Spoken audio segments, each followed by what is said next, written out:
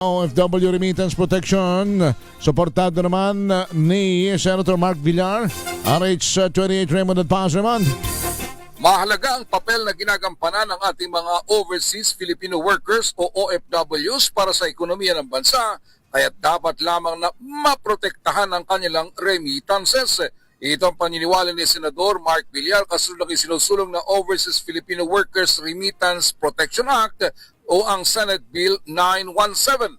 Ayon kay Villar, hindi matatawaran ang kontribusyon ng mga OFW sa ating ekonomiya. Sa katunayan, noong 2025, umabot sa all-time high na $34.63 billion ang kanilang remittance. Kaya mahalaga na bigyang garantiya ang proteksyon sa pinaghirapang pera ng mga OFW dahil ito ang titiyak sa kanilang kinabukasan sa pananalapi.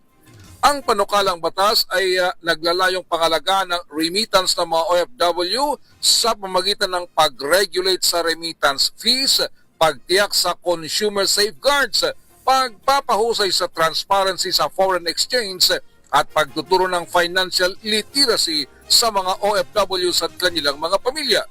Sabi ni Villar, sa pagitan ng mga programang ito, sigurado na mabibigyang protection ang mga OFW mula sa iba't ibang uri ng financial scam at maiwasan ang hindi magandang financial decision at mauwi sa wala ang kanilang mga pinaghirapang pera sa ibang bansa.